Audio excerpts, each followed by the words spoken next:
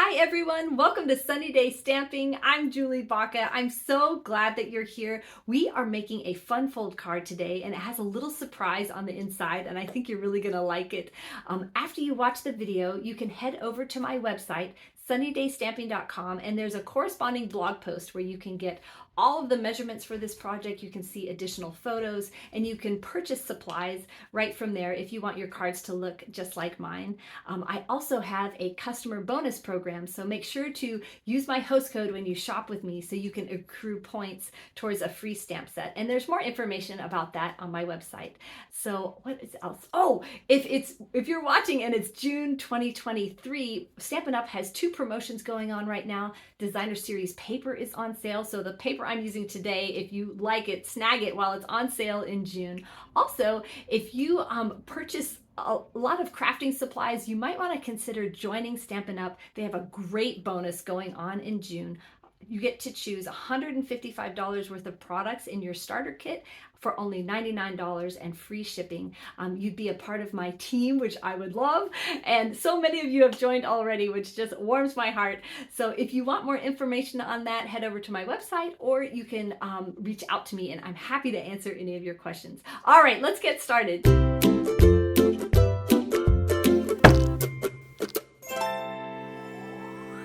So this fun fold card opens this way and then has these two flaps that open like this.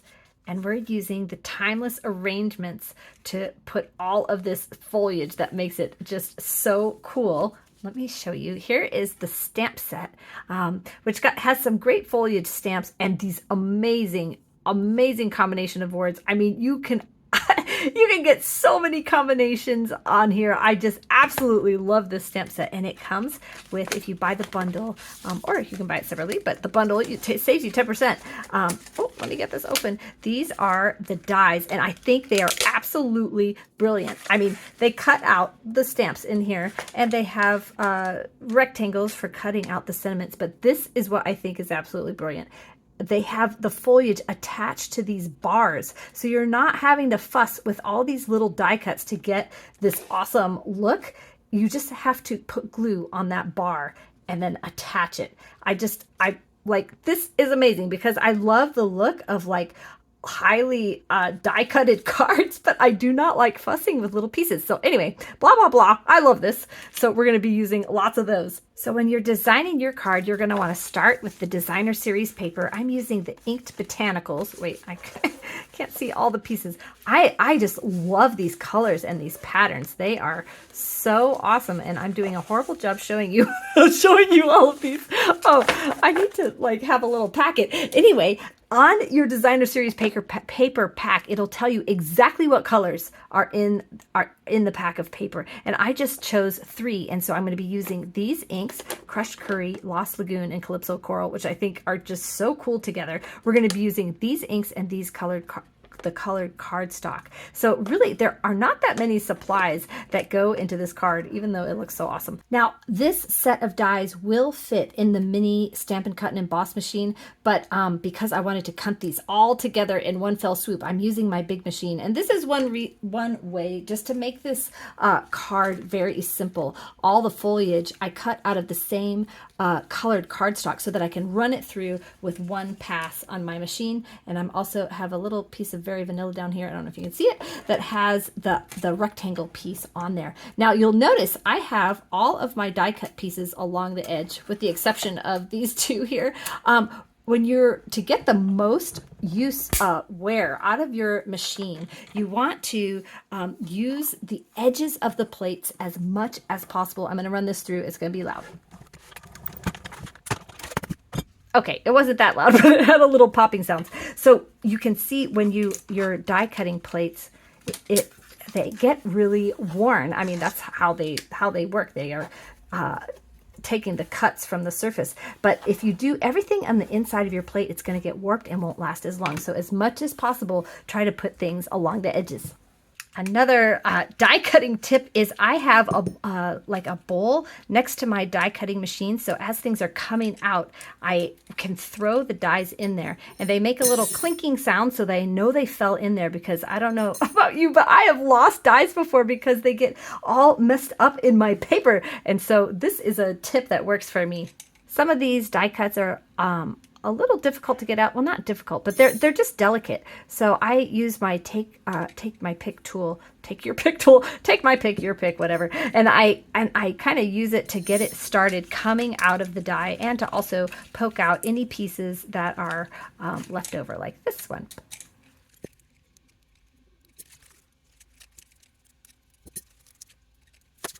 Okay, so now you're going to take your rectangle piece and you're going to pick out a sentiment that you want in the front. Mine is going to be a thank you card. And I thought this was so cool. Do you see this? Just can't enough. That is actually a connected piece. So when you stamp it, you can stamp something in between those words.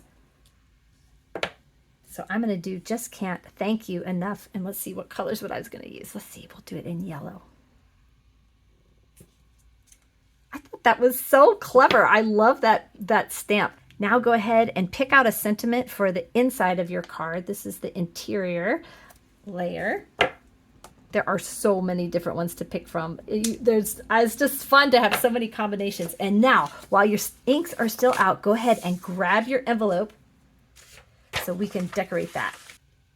So I just grabbed a couple pieces of foliage, that little whoops, no, I didn't want to do that in yellow. Hold on, I gotta just, when you get the wrong color, stamp it off on your paper and then wipe it down with your Simply Chamois.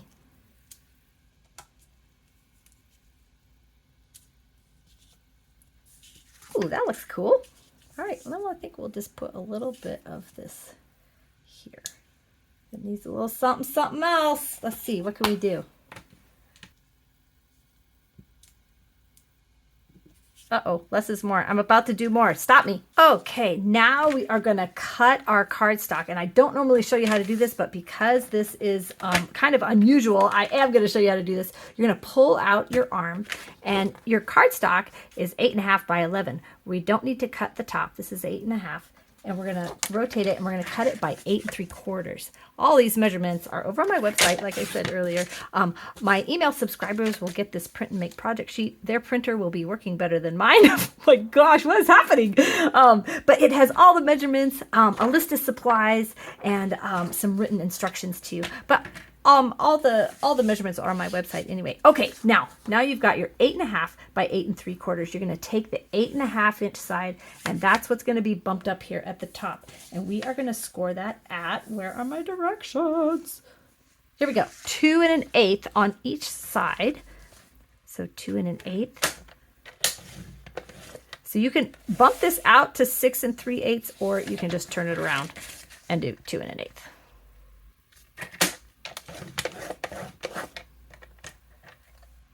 Now you're going to take this, we're going to rotate it, and we're going to score it at 2 1/4 and 5.5.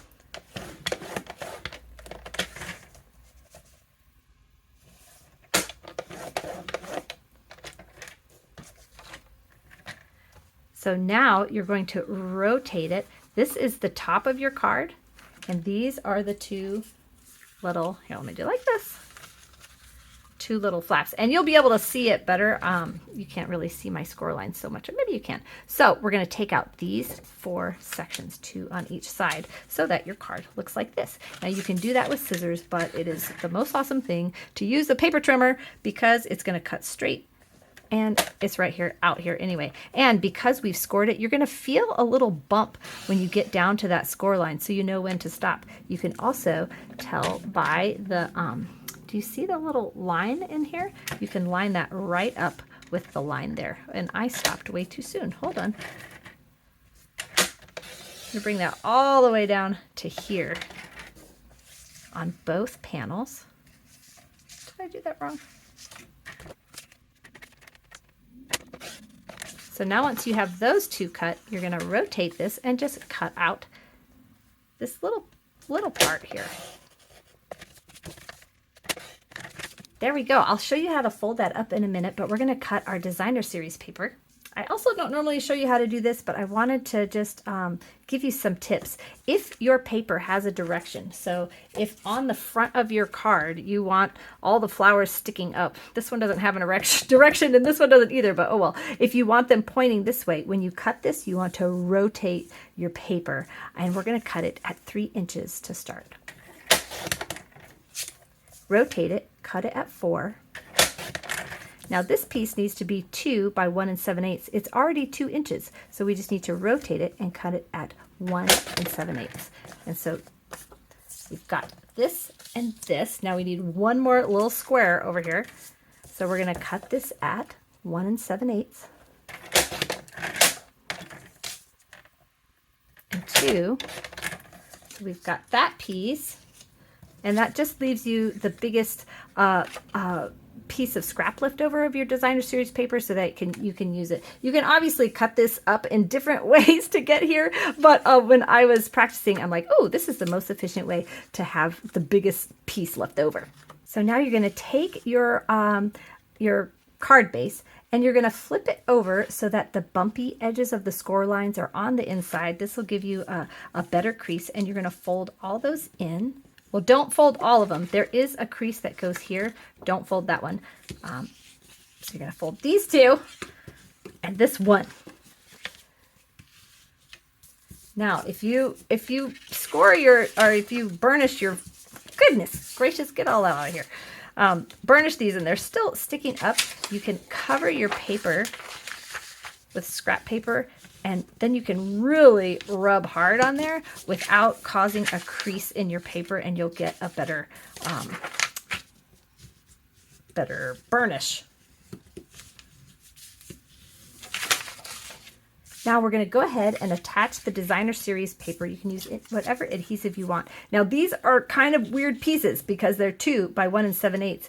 So you just kind of have to rotate them. You'll be able to tell if it's wrong. So this one is 2 inches across the top. That looks wrong. So you just rotate it to where there is equidistant around the outside. Then you know you've got it right, which is the 1 7/8 at the top.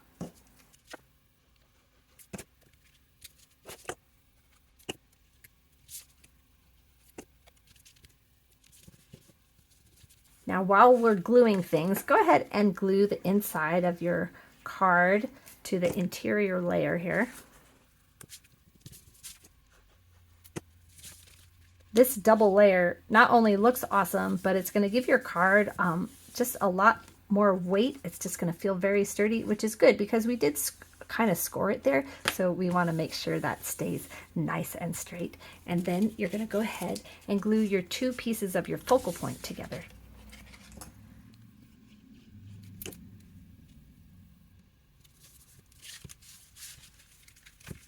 And that's going to go right on the front of your card, but you only want to put glue up here. We don't want to glue this completely shut because we got to open it. Okay, now take your focal point, and this was the brilliance that I thought was so awesome, because we've got all these little pieces, but we don't have to mess with them at all. We just put glue right here. It's easy to handle. Pop your sentiment right on top there. Bam. Actually, I'm not going to attach that quite yet. So now we're going to open this up. Aren't those colors awesome together? Stampin' Up! Does such an awesome job coordinating all the colors. Okay, so now we have 3 more pieces to use, and we are going to add these to the inside here. Now you can see that these are designed to have foliage off to the side. We don't want to put like this piece over here. It's not going to fit. So wherever it's going off to the side, put that towards the middle. And when we glue this on, put glue here, we're going to line up this bar with the center, what would be the center of your card here, so that all of the foliage will be folded towards the inside. It'll fit in the envelope and it's not going to extend past. So that's okay that that's sticking out this way, because when we fold it, it's going to be in the center. Now you can see this is a little sparse, so that's why we went ahead and cut out all 4 pieces of the foliage. And what we're going to do is just cut this one in half so we can use one on one side and one on the other just to fill in that little bit of gap. Now if this, you could add this piece first so that this bar is covering that up if you think it looks a little messy. I thought the perfectionist in me was thinking this looked a little messy, but I was like, let it go. You could also cut a designer series piece of designer series paper to cover this whole panel, and that would cover that up too. So there we go. Isn't that so amazing? Okay, now last thing, we're just going to pop this puppy up with some Stampin' Dimensionals. So I'm just going to use 4, I think, so that it stays up there really nice. I just recently figured out that this Take Your Pick tool will take these little things off the back. So nice. And then a lot of times they get stuck right on there so they're not all over the place. They are still going to get all over the place. But okay, and then put this right in the middle there. And I like for this to extend past the center there. All right, I got to show you some other examples. Well, let me show you this one first. You do have to be delicate with this when you're folding this closed. So here's the one from the beginning of the video. All the same colors, just but kind of different looks here. And then this one, I just messed around with using a vanilla card base. Normally I would use thick vanilla, but because this has some layers on it, it feels just fine. It didn't need the thick. Don't forget to grab all those pretty papers that are on sale only in June. I'd love for you to shop with me. You can use the links in the description to do that. Thank you so much for watching. Have a sunny day.